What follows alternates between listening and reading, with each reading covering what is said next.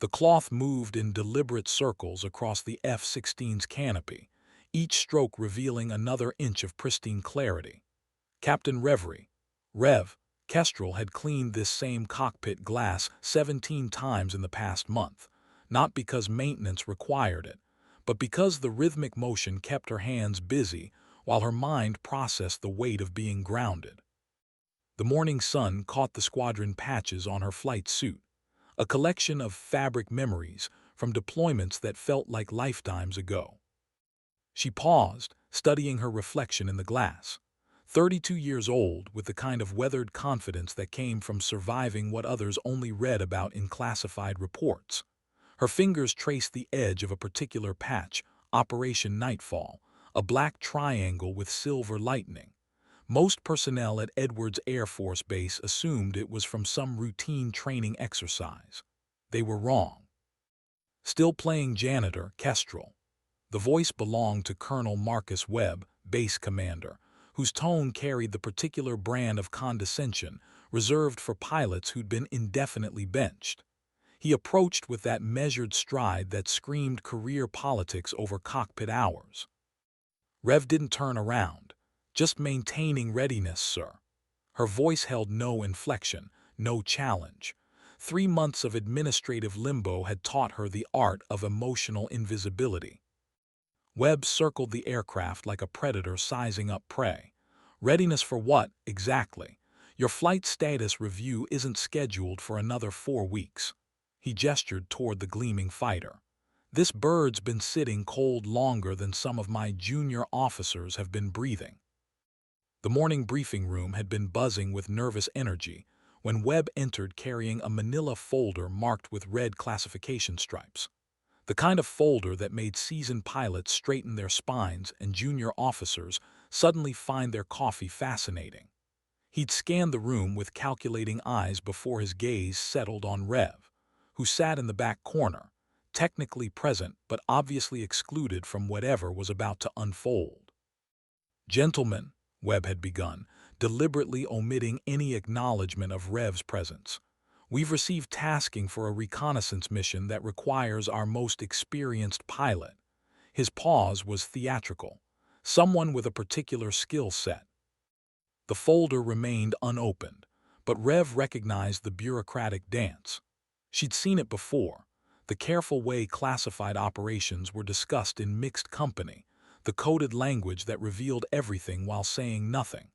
What she hadn't expected was the way Webb's eyes kept drifting to her patch, that same black triangle with silver lightning that most people dismissed as decoration. Now, standing beside her grounded aircraft, Rev felt the familiar weight of secrets pressing against her sternum. The cloth in her hand had stopped moving. Webb was studying her patch with newfound interest, his previous dismissal replaced by something that looked almost like recognition. "Tell me about Nightfall," he said quietly. Captain Reverie Kestrel felt the world shift beneath her boots. After 3 months of being treated like damaged goods, someone finally understood what that patch really meant. The classified operation that had earned her a chest full of medals she couldn't discuss, and a grounding that made no sense to anyone who didn't know the full story. She set down the cloth and turned to face the colonel, her gray eyes holding steady despite the earthquake in her chest. "That's classified above your pay grade, sir," she said, though they both knew the game had just changed completely. Webb opened the manila folder. Inside, a satellite photograph showed an aircraft that shouldn't exist, flying over territory that didn't officially appear on any map. The image was grainy, taken from an impossible distance, but the aircraft's distinctive silhouette was unmistakable to anyone who'd flown one. Rev's breath caught in her throat as she recognized her own handiwork, the experimental modifications, the stealth coating, the engine configuration that had taken her 18 months to perfect. "This photograph was taken 6 days ago," Webb continued, his voice dropping to barely above a whisper, "over a location that's supposed to be a crater, the same location where Operation Nightfall officially concluded with a total loss of aircraft and pilot." He looked up from the photograph. "Except here you are, very much alive, and here's your bird, very much intact." The morning air seemed to thicken around them. Rev could feel her pulse in her temples, could taste the metallic flavor of adrenaline beginning to flood her system. She'd known this moment would come eventually. 3 months of playing dead, 3 months of letting everyone believe the official story, 3 months of scrubbing cockpit glass while the real war continued without her. The pilot reported killed in that operation, Webb said, his eyes never leaving hers, was Captain Reverie Kestrel, call sign, Phoenix. The irony of the name wasn't lost on either of them. Rising from ashes had always been her specialty. Rev's hand instinctively moved to her dog tags, hidden beneath her flight suit. The metal felt warm against her fingertips, solid proof of an identity she'd been forced to abandon.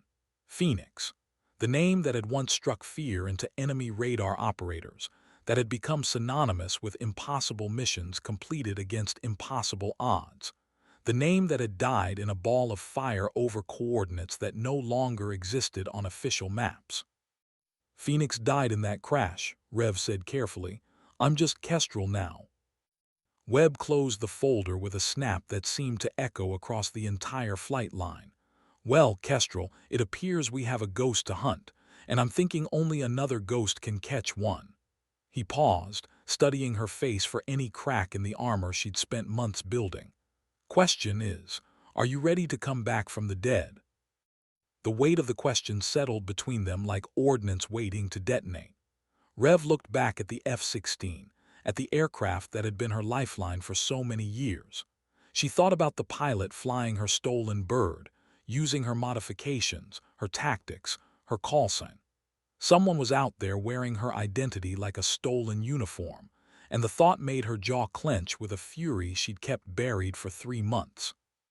When do we launch? She asked. The briefing room felt different when Rev entered an hour later. The usual mixture of swagger and caffeine had been replaced by something more focused, more dangerous. 12 pilots sat around the polished conference table, their flight suits crisp and their attention laser-focused on the classified documents spread before them. These weren't the weekend warriors or the career climbers. These were operators, the kind of pilots who flew missions that never appeared in official records. Webb stood at the head of the table beside a large display screen showing tactical maps and satellite imagery. When Rev entered, the conversation died instantly. She could feel their eyes tracking her movement, could sense the mixture of curiosity and skepticism that followed her reputation like a shadow. Most of them had heard whispers about Phoenix, about operations that pushed the boundaries of what was possible, but seeing her in person was different. Gentlemen, Webb announced, allow me to reintroduce Captain Reverie Kestrel. Some of you may know her by her previous call sign. He paused for effect. Phoenix. The reaction was immediate and electric. Heads turned, whispers started and stopped, eyes widened with recognition. Phoenix wasn't just a pilot, she was a legend, a ghost story told in ready rooms and officers' clubs, a symbol of what happened when skill met absolute fearlessness. Seeing her alive, breathing, standing before them in standard-issue flight gear was like watching mythology walk into reality. Lieutenant Colonel Jake Viper Morrison, squadron leader and veteran of 3 combat deployments, leaned back in his chair with a low whistle. Phoenix. Well, I'll be damned. We all thought you were. Dead? Rev's voice cut through the room like a blade. That was the point. She moved to take a seat, ignoring the way every eye in the room followed her motion.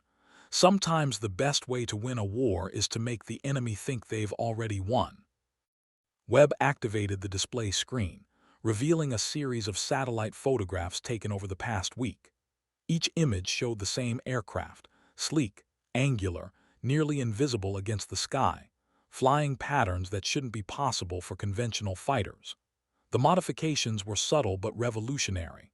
Extended wing surfaces for enhanced maneuverability, modified engine inlets for reduced radar signature, weapon systems that existed only in classified development programs. This is our target, Webb announced. An experimental aircraft that's been conducting unauthorized operations across 3 continents.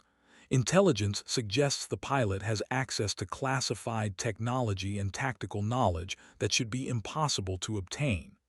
He looked directly at Rev, unless they learned it from the original source.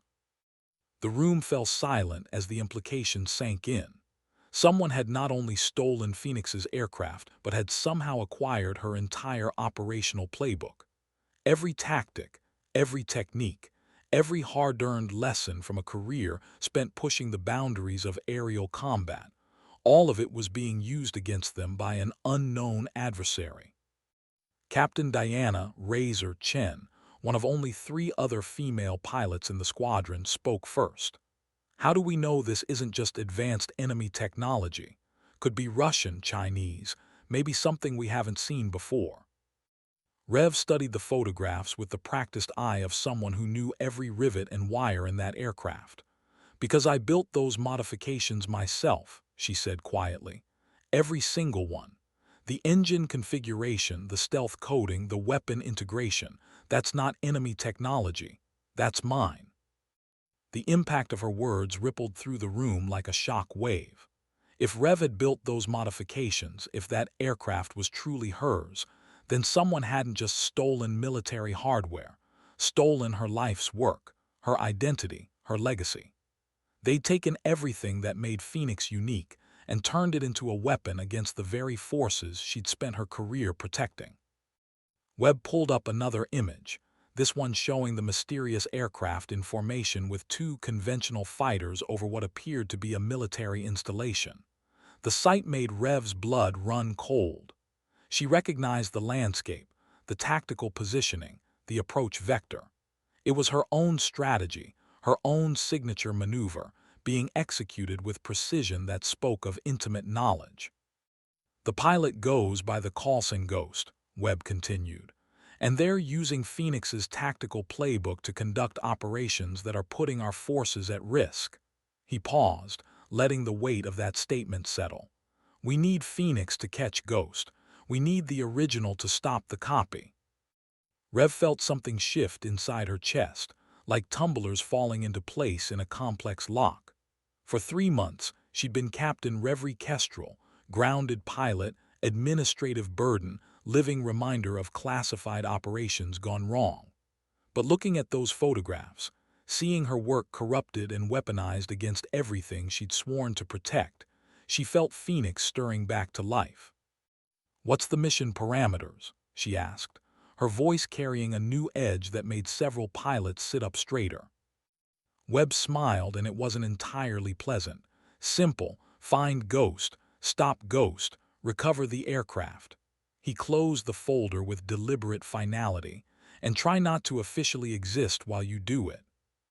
The pre-flight briefing lasted another hour, covering intelligence reports, operational security protocols, and rules of engagement that existed in the gray spaces between official policy and necessary action. Rev absorbed every detail with the focused intensity that had made Phoenix legendary, her mind already beginning to construct tactical scenarios and contingency plans. As the other pilots filed out to begin their own preparations, Webb approached her with a sealed envelope marked with her old call sign. Inside was a new set of orders, signed by someone whose name existed only in the deepest levels of the Pentagon's classified directories. The mission was official, but it would never appear in any record. Phoenix was being resurrected for one final hunt.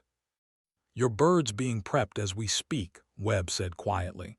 "All your modifications restored, weapons systems upgraded, everything exactly as you left it." He paused, studying her face. "Question is, are you ready to be Phoenix again?" Rev looked out the briefing room window toward the flight line, where ground crews were already swarming around a familiar silhouette. Her F-16, the aircraft that had carried her through operations that redefined the possible, was coming back to life. She could see the distinctive modifications that made it unique, the subtle changes that transformed a standard fighter into something approaching artistry. "Phoenix never really died," she said, her fingers unconsciously touching the patch on her sleeve. "She was just waiting for the right moment to rise." The flight line buzzed with controlled chaos as Rev approached her aircraft. Ground crews moved with practiced efficiency, checking systems, loading ordnance, performing the thousand small tasks that transformed metal and electronics into a weapon capable of defending freedom itself. Her crew chief, Master Sergeant Tony Wrench Rodriguez, looked up from an avionics panel with a grin that could have powered the entire base. "Well, well, well," Wrench said, wiping his hands on a maintenance rag that had seen better decades. "Look what the brass dragged back from the grave. Phoenix herself, risen from the ashes just like the old stories said she would." He gestured toward the aircraft with obvious pride. "She's been waiting for you, Captain. Every system green, every modification exactly as you designed it, like she knew you'd be coming home." Rev ran her hand along the aircraft's fuselage, feeling the subtle ridges where stealth coating met standard metal, where her innovations had transformed a conventional fighter into something unprecedented. The aircraft felt alive under her touch, eager, ready for the kind of mission that had made them both legendary. She could almost hear it humming with anticipation. "How long to wheels up?" she asked, though part of her already knew the answer. Phoenix had always been able to sense timing, to feel the rhythm of operations like a heartbeat. 30 minutes, Wrench replied. "Maybe less if you're feeling lucky." He handed her a helmet that looked deceptively standard but contained electronics that didn't appear in any manual. New toys from the spooks. Enhanced target acquisition, encrypted communications, some other goodies they wouldn't tell me about. Apparently, hunting ghosts requires special equipment. Rev accepted the helmet, feeling its familiar weight in her hands. Every pilot had a relationship with their gear, but Phoenix's connection to her equipment bordered on the mystical. She could feel the helmet's electronics syncing with her aircraft's systems, establishing the neural network that would make them a single entity once airborne. The satellite imagery from the briefing room was still fresh in her mind. Ghost was out there, wearing her identity, flying her aircraft, using her tactics against everything she'd sworn to protect. The violation went deeper than theft. It was identity assassination, the corruption of everything Phoenix represented. Someone had taken her life's work and turned it into a weapon against the very values she dedicated her career to defending. "Wrench," she said, her voice carrying the kind of quiet intensity that made experienced crew chiefs pay attention. "I need you to understand something. This isn't just another mission. What's out there isn't just another pilot. It's someone who knows everything I know, flies like I fly, thinks like I think." She paused, studying his weathered face. "They're good enough to fool satellite surveillance into thinking they're me." Wrench nodded slowly, his expression growing serious. "Which means they're good enough to kill you if you're not careful." He tapped the aircraft's nose with obvious affection. "Good thing you're not planning to be careful." The tactical display in Phoenix's cockpit showed a sweep pattern that covered 3,000 square miles of airspace, divided into search grids that would take 14 hours to complete. Ghost had been spotted twice in the past 72 hours, always in different locations, always disappearing before interceptors could respond. The pattern suggested someone with intimate knowledge of air defense networks, someone who understood exactly how to exploit the gaps in coverage. Phoenix checked her weapons systems one final time. Air-to-air missiles, cannon ammunition, electronic warfare suite, everything needed to engage a target that might be flying an exact duplicate of her own aircraft. The irony wasn't lost on her. She was hunting herself, chasing a shadow that knew all her moves because it was using her playbook. "Phoenix Tower, you are cleared for takeoff, runway 27. Weather is clear, winds calm, good hunting." The tower controller's voice carried a note of something Phoenix hadn't heard in months: respect. Word had already spread through the base that Phoenix was airborne again, that the legendary pilot was hunting the ghost that had been using her name. It felt like validation, like reclaiming a piece of her soul that had been missing since the official report declared her dead. She advanced the throttles, feeling 30,000 pounds of thrust pushing her back into the ejection seat. The familiar sensation of acceleration, of earth falling away beneath her wings, filled the hollow spaces in her chest that 3 months of grounding had carved out. This was where she belonged, not scrubbing cockpit glass or sitting through administrative briefings, but here, where skill and courage measured themselves against the infinite sky. At 20,000 feet, Phoenix leveled off and began her search pattern. The tactical computer fed her a steady stream of data: radar contacts, communication intercepts, satellite imagery updates. Ghost was out there somewhere, flying her stolen identity through airspace that should have been secure. The hunt had begun, and Phoenix felt the familiar mix of adrenaline and focus that had made her legendary. She keyed her radio to the secure frequency. "Control, Phoenix. I'm on station and beginning search pattern Alpha. ETA to first waypoint 12 minutes. Copy, Phoenix. Be advised, we have unconfirmed radar contact bearing 270, altitude flight level 350. Contact appears to match profile of target aircraft." Phoenix felt her pulse quicken. Ghost was close, close enough that her modified radar systems might be able to achieve lock.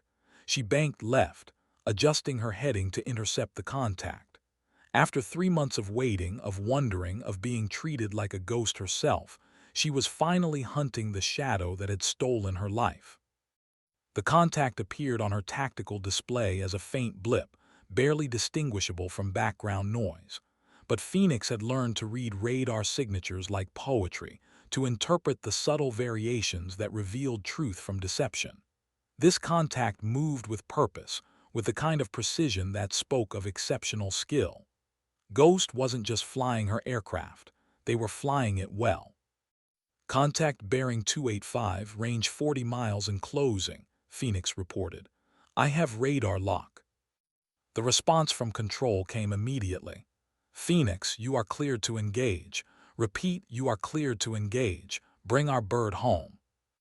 Phoenix armed her weapons systems, feeling the familiar click of switches that transformed her from pilot to predator.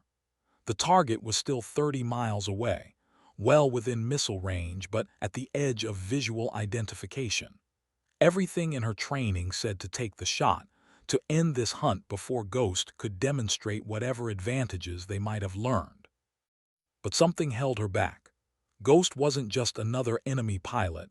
They were using her identity, her aircraft, her tactics. Phoenix needed to see them, needed to understand how someone had acquired such intimate knowledge of her operations. She needed to look into the eyes of whoever had stolen her life. She closed the distance, her aircraft cutting through the thin air at near-sonic speeds. At 10 miles, she could see the target on her forward display, sleek, angular, nearly identical to her own fighter. The sight sent a chill down her spine. It was like looking at a mirror image, a reflection of herself flying through hostile airspace. "Visual contact," she reported. "Target confirmed as modified F-16, identical configuration to my own aircraft. Ghost, this is Phoenix. You are flying stolen property. Respond on guard frequency." For a long moment there was only static. Then, a voice that made Phoenix's blood freeze in her veins. "Hello, Phoenix. I've been waiting for you." The voice was hers.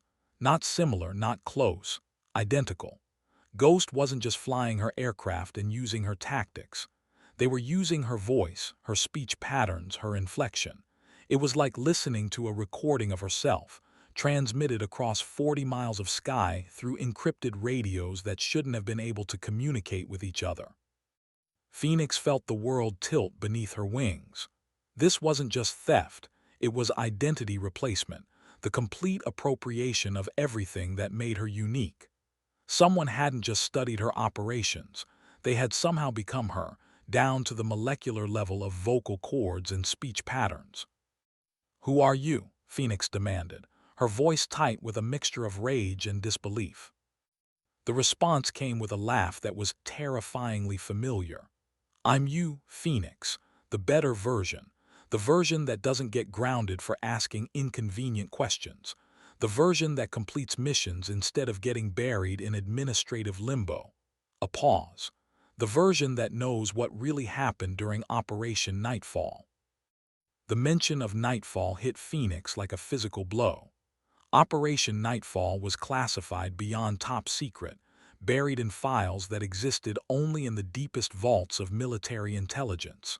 The details of that mission, what they had discovered, what they had been forced to destroy, what they had been ordered to forget, should have been known only to a handful of people, most of whom were now dead. Nightfall is classified, Phoenix said, though even as she spoke the words, she knew they were inadequate. Ghost clearly knew things that should have been impossible to know. Classified from whom? Ghost's voice carried amusement that chilled Phoenix to the bone. From the pilots who flew it, from the people who died for it, or just from the inconvenient witnesses who survived to ask uncomfortable questions. Phoenix felt the familiar weight of secrets pressing against her chest. Operation Nightfall had been her most successful mission and her greatest failure, a paradox that had haunted her for 3 years.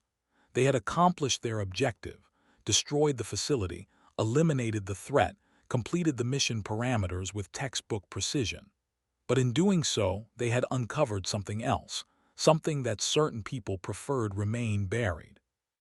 The official report had been sanitized, classified, and forgotten. Phoenix's questions about the secondary discoveries had been deflected, dismissed, and eventually punished with administrative grounding. She had been silenced, marginalized, and ultimately erased from the record. Phoenix had died not in combat but in the bureaucratic machinery that valued security over truth. "You want to know what really happened," Ghost continued, their stolen voice carrying across the encrypted channel like a whisper from her own conscience. "You want to know why they grounded you, why they buried Nightfall, why they were so eager to declare Phoenix dead?" A pause that felt like eternity. "Follow me, and I'll show you what they didn't want you to find." Phoenix watched as Ghost's aircraft began a steep climb, heading toward coordinates that appeared nowhere on her tactical display. Every instinct screamed against following an unknown contact into unsecured airspace, against abandoning her mission parameters for the promise of answers that might not exist. But the mention of Nightfall had opened wounds that 3 months of enforced silence hadn't healed.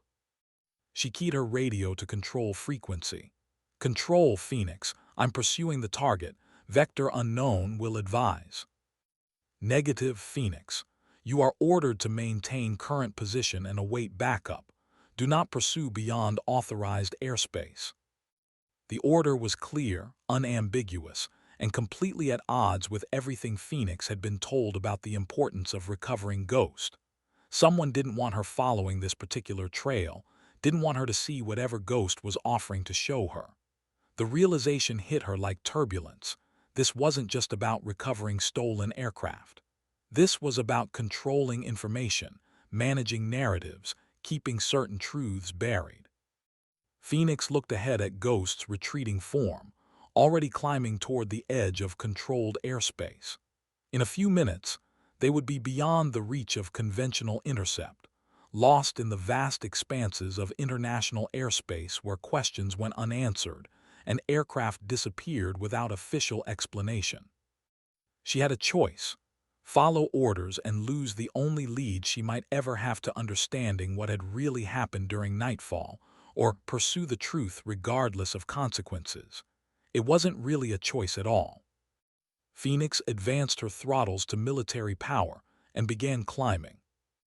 The pursuit took them beyond the boundaries of mapped airspace, into regions where GPS coordinates appeared only in classified databases, and where aircraft ventured only with explicit authorization from the highest levels of command. Phoenix's fuel gauge showed consumption rates that would leave her with minimal reserves for return flight, but Ghost seemed unconcerned with such practical limitations. They flew with the confidence of someone who knew exactly where they were going and why. "Control, Phoenix. I am beyond authorized airspace in pursuit of target, fuel state becoming critical." The response came immediately, tinged with barely controlled frustration. "Phoenix, you are ordered to return to base immediately. Your mission parameters do not authorize unauthorized border crossing. RTB immediately. Phoenix looked ahead at Ghost's aircraft, still climbing toward some unknown destination. The rational part of her mind agreed with Control. This was dangerous, unauthorized, potentially career-ending insubordination.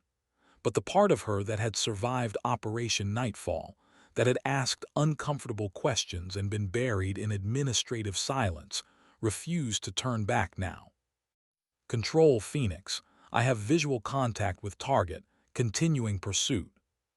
Phoenix, you are in violation of direct orders. Return to base immediately or face court-martial proceedings. The threat should have carried weight. 3 months ago it would have. But Phoenix had already been declared dead once, had already lost everything that mattered to her career. What were they going to do? Ground her again, erase her from more records, kill Phoenix a second time? She switched off her transponder and followed Ghost into the unknown.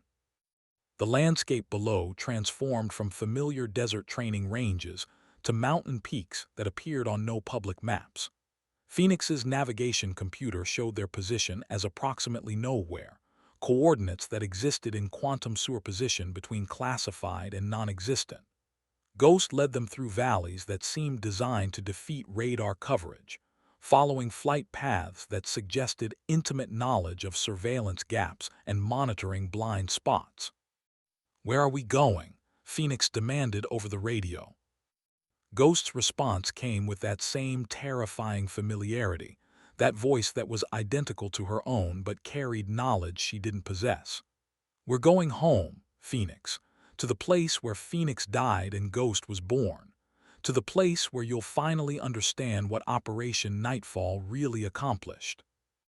The words sent ice through Phoenix's veins. Home. She had been born in a small town in Montana, had learned to fly crop dusters over wheat fields that stretched to the horizon.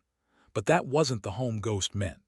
They meant the facility, the coordinates that existed only in classified files, the place where Operation Nightfall had achieved its official objectives while uncovering truths that certain people preferred remain buried. The place where Phoenix had first begun asking questions that ultimately led to her administrative execution. Phoenix's fuel warning light flickered to life, an amber reminder that this pursuit had already pushed beyond safe operational limits.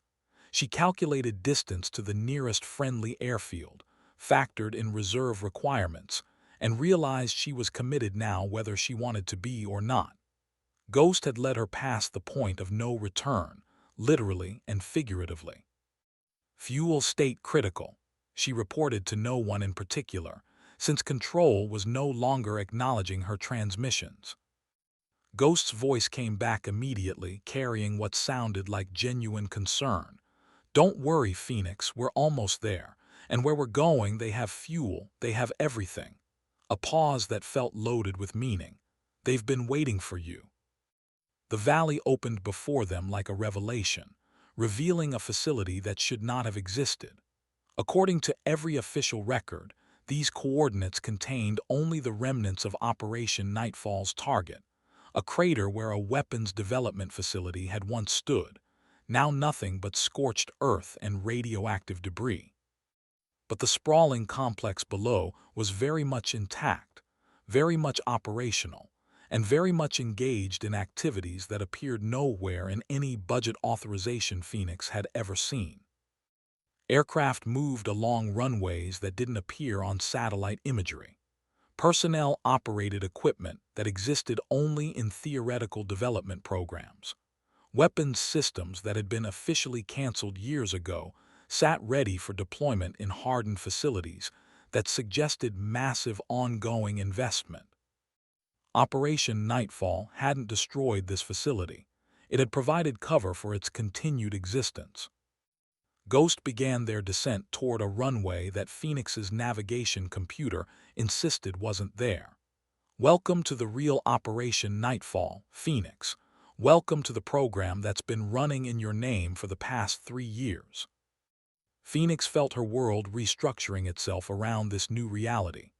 The grounding, the administrative silence, the official declaration of her death, None of it had been punishment for asking inconvenient questions. It had been cover, preparation for something larger and more complex than she had imagined possible. Someone had been planning this reunion for a very long time. As Ghost touched down on the impossible runway, Phoenix made her decision. She was already committed, already beyond the point where official channels could protect her. The only way forward was through the truth, whatever form it might take.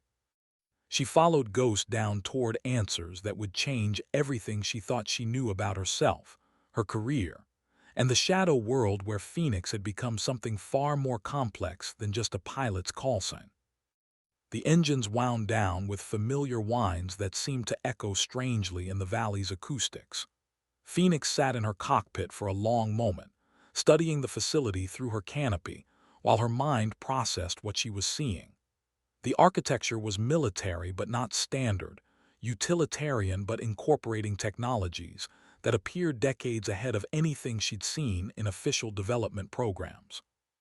Ground crews approached both aircraft with practiced efficiency, their movements suggesting this wasn't the first time identical fighters had landed simultaneously on this hidden runway. They wore no unit patches, no rank insignia, no identification of any kind. Everything about their presence suggested operations that existed outside normal command structures. Ghost's canopy opened first, and Phoenix watched with mounting disbelief as a figure in standard flight gear climbed out of the cockpit. From this distance, the pilot could have been anyone: average height, athletic build, movements that spoke of professional competence. But something about their bearing, their gestures, their interaction with the ground crew struck Phoenix as disturbingly familiar. She opened her own canopy, breathing air that tasted of jet fuel and secrets. The moment her boots touched the tarmac, she could feel eyes watching her from multiple directions. Personnel stationed around the facility's perimeter carried weapons that weren't standard military issue, war equipment that suggested capabilities beyond conventional security. Ghost removed their helmet, and Phoenix's world stopped moving. The face that looked back at her was her own, not similar, not close, but identical down to microscopic details that should have been impossible to replicate. The same gray eyes, the same angular cheekbones, the same small scar above the left eyebrow from a childhood accident that appeared in no medical records. Even the way Ghost moved, the unconscious gestures and expressions, were mirror images of Phoenix's own mannerisms. "Hello, Phoenix," Ghost said, their voice now clearly identical not because of electronics, but because it emerged from an identical throat. "Welcome to Project Looking Glass." Phoenix felt her legs threaten to buckle. The impossibility of what she was seeing crashed against 3 decades of rational thinking, of believing she understood the basic rules of reality. People didn't have identical twins they'd never met, didn't encounter perfect physical duplicates in the middle of classified facilities that officially didn't exist. "What are you?" Phoenix whispered, though she wasn't sure she wanted to hear the answer. Ghost approached with the confident stride that Phoenix recognized as her own, stopping just close enough that Phoenix could see the tiny details that proved this wasn't an illusion or hallucination.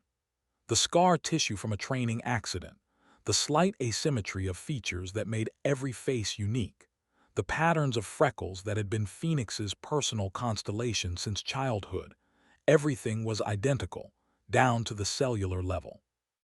"I'm what you would have become," Ghost said, their voice carrying emotional undertones that Phoenix recognized as her own patterns of inflection. "If you hadn't gotten inconveniently curious about Operation Nightfall, if you hadn't started asking questions that certain people preferred remain unasked." Ghost gestured toward the facility around them. "I'm the version of you that they could control." The implications hit Phoenix like shrapnel. Project Looking Glass, the facility that should have been destroyed, the administrative grounding that had felt like punishment but was actually preparation. Someone had been planning this encounter for years, had been developing capabilities that redefined the possible while keeping Phoenix isolated, contained, ready for whatever this moment was supposed to accomplish. "You're a clone," Phoenix said, though the word felt inadequate for what she was witnessing. Ghost's smile was identical to her own, carrying the same mixture of confidence and challenge that Phoenix had cultivated over years of facing impossible odds. "I prefer to think of myself as the upgrade. Same basic platform, improved programming, fewer inconvenient ethical constraints." The smile faded. "They built me to be everything you were, without the problematic tendency to question orders." A figure approached from the facility's main building. A tall man in civilian clothes whose face Phoenix recognized from classified briefings and late-night meetings that had preceded her administrative exile.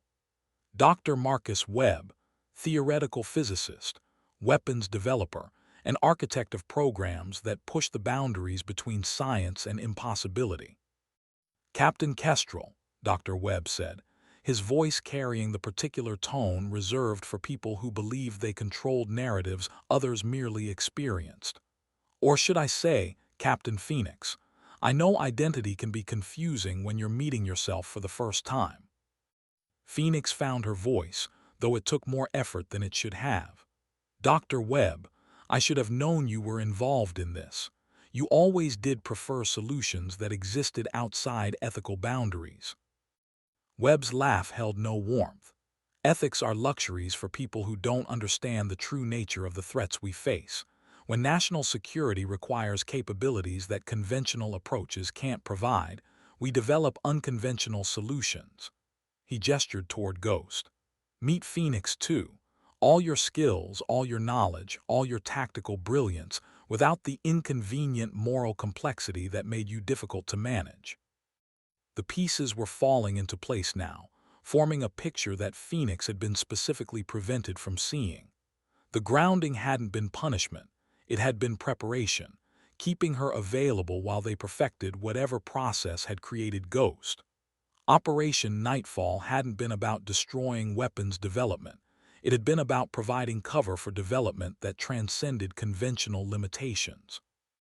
"How?" Phoenix asked, though she wasn't sure she wanted to understand the answer. Dr. Webb looked genuinely pleased by the question, like a professor whose star student had finally asked the right question. "Project Looking Glass represents the convergence of multiple theoretical disciplines: advanced genetics, consciousness transfer, accelerated development protocols. We didn't just clone your DNA, Captain. We replicated your memories, your training, your entire cognitive framework." He paused for effect. "We created a perfect copy of you, then improved the design." Phoenix looked at Ghost, seeing her own face wearing expressions of satisfaction that felt alien, disturbing. This wasn't just biological replication. It was identity theft on a level that redefined the crime. Someone had taken everything that made her unique and used it to create a weapon that could be controlled, directed, managed according to parameters that existed outside moral consideration. "What do you want from me?" Phoenix asked. Ghost answered before Dr. Webb could respond. "We want you to understand, Phoenix. We want you to see what you could have been if you hadn't gotten lost in ethical complexities." Ghost gestured toward the facility's operational areas, where activities continued that pushed the boundaries of everything Phoenix thought she knew about military capabilities. "This facility has been operational for 3 years, conducting missions that require your specific skill set, but not your inconvenient questions." The weight of that statement settled over Phoenix like a shroud. For 3 years, while she had been grounded, silenced, administratively executed, Ghost had been conducting operations.